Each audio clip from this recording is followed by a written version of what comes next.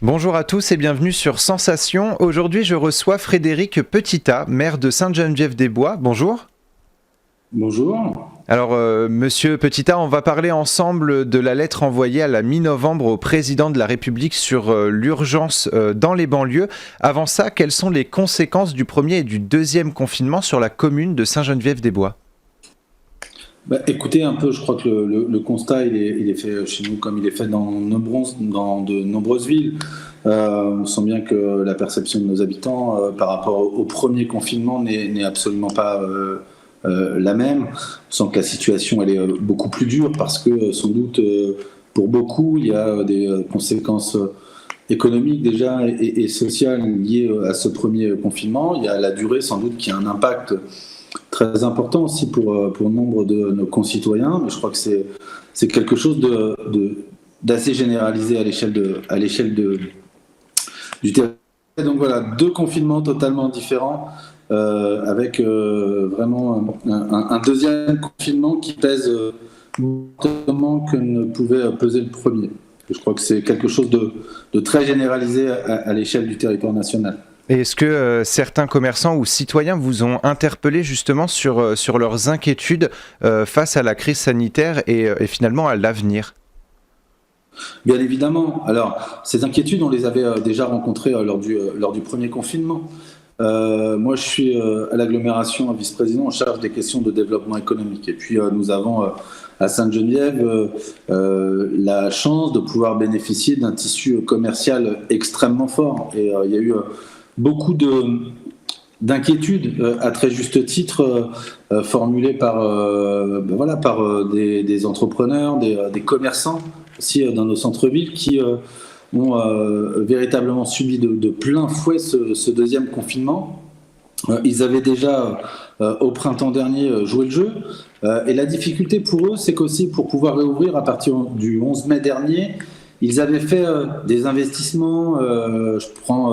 On l'a tous en tête. Par exemple, l'exemple des salons de coiffure, il y avait des investissements qui avaient été faits. Il y avait un vrai respect des règles sanitaires à l'intérieur même des commerces. Et c'est vrai qu'ils ont subi de plein fouet avec, pour une part, un sentiment d'injustice. Et puis, au moment où on parle des commerces, bien évidemment, je pense aux restaurateurs qui, eux, vont devoir fermer jusqu'au 20 janvier prochain. Donc c'est extrêmement compliqué. Beaucoup ont déjà perdu beaucoup de leur énergie, beaucoup de leur investissement aussi dans le cadre du premier confinement. Et là, c'est vrai que c'était un coup dur important.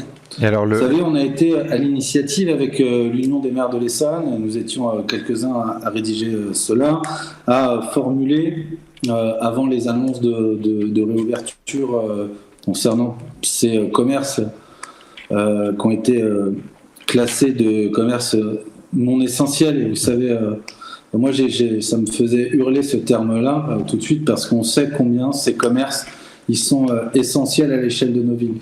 Et donc, avec l'Union des maires de l'Essonne, nous avions formulé certaines propositions pour réouvrir, en garantissant bien évidemment les conditions sanitaires, avec un respect d'un protocole strict, beaucoup plus tôt que cette date du 28 novembre dernier, de façon à permettre à ces commerçants qui, au-delà de rendre des services importants à l'échelle de nos villes, participent aussi pleinement de l'emploi de proximité pour lequel nous nous battons au quotidien. Donc, oui, et vous, oui, beaucoup d'inquiétudes de leur part. Vous, comme beaucoup de maires, se sont énormément inquiétés, notamment pour les commerçants.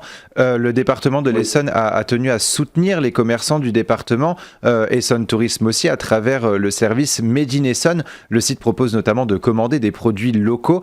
Soutenir ces commerçants en temps de crise, c'était important ? C'était pas important, c'était essentiel, à tel point que nous avons été une des premières villes de l'Essonne.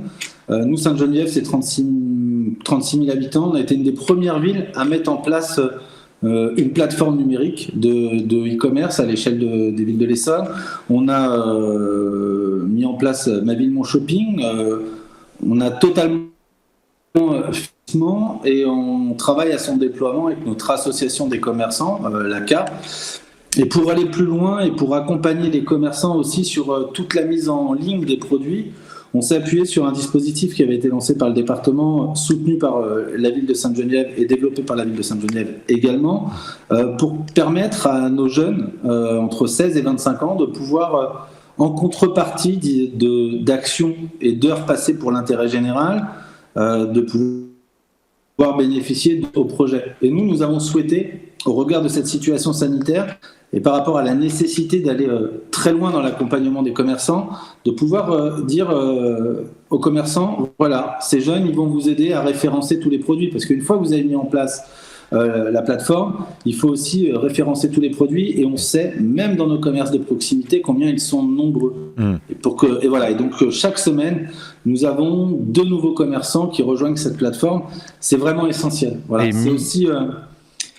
c'est entre guillemets ce patriotisme économique local, et ce qu'on dit à nos habitants partout, c'est de dire voilà, vous êtes attachés à vos commerçants et voilà, il ne faut pas hésiter à acheter chez eux, à pousser leurs portes, à utiliser aussi ces moyens numériques. Voilà, qui sont aujourd'hui en fort développement. Mi-novembre, le collectif Territoire Gagnant a envoyé une lettre au président de la République afin d'alerter sur le danger et les conséquences de la crise sanitaire sur les banlieues.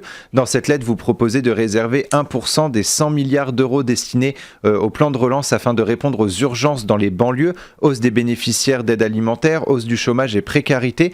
Est-ce que vous pensez que vous avez été entendu par le gouvernement et quelles sont vos demandes concrètes pour le gouvernement?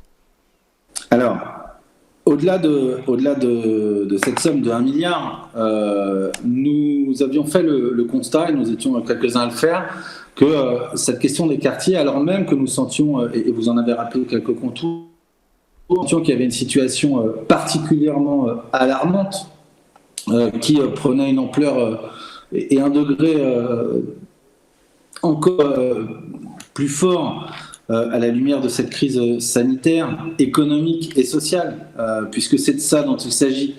Cette crise sanitaire, elle entraîne une crise économique majeure. On a parlé de la situation des commerces, mais il y a aussi, et suivront dans les mois à venir et dans l'année à venir, une crise sociale dont les contours aujourd'hui sont encore peu mesurés. On peut lire les chiffres aussi et les perspectives sur l'explosion du nombre de demandeurs d'emploi ici ou là. On voit bien les conséquences et on les ressent notamment de la mise en chômage partiel pour un grand nombre de nos concitoyens.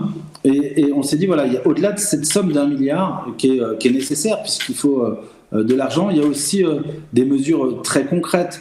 On a demandé au travers de cette interpellation en direction du président de la République, la mise en place d'un fonds d'urgence pour les associations, la création de comités locaux de solidarité, avec cette idée que sans doute coordonner l'action sociale de manière différente à l'échelle de nos villes. On a aussi sollicité un fonds de soutien à la création de maisons médicales et de centres de santé. Ils prennent un sens, ça fait plusieurs années maintenant qu'on est plusieurs à tirer la sonnette d'alarme sur la question de l'accès aux soins, notamment dans ces quartiers. Et là, à la lumière de cette crise sanitaire, il était important pour nous de remettre ce sujet sur la table. C'est un moment important. Après, je crois que nous étions 101 maires à signer cet appel, cette adresse en direction de Monsieur le Président de la République. Il ne faudrait pas qu'on nous fasse miroiter que cette somme qui était prévue, fléchée sur d'autres dispositifs, se retrouve dans ce que nous appelions de nos voeux, dans le cadre de ce plan de relance et cette mobilisation financière d'1 milliard, voilà, qu'on nous recycle des crédits qui étaient fléchés ailleurs. C'est pas ça le sujet. En fait, voilà, la réalité, c'est de dire, voilà, il y a une crise sanitaire, il y a un plan de relance, le gouvernement et l'État a mis quand même 150 milliards sur la table. Il faut que dans ces quartiers, où il y a des indicateurs de précarisation, de paupérisation aussi importants. Il faut qu'on soit entendu et il ne faut pas que ce soit uniquement un recyclage. L'essentiel à retenir de cette lettre, c'est que le gouvernement doit de toute façon agir pour les communes et pour les banlieues. Merci beaucoup Frédéric Petitat d'avoir été avec nous sur Sensation. Et pour revoir ou réécouter cette émission, rendez-vous sur notre site et application Radio Sensation.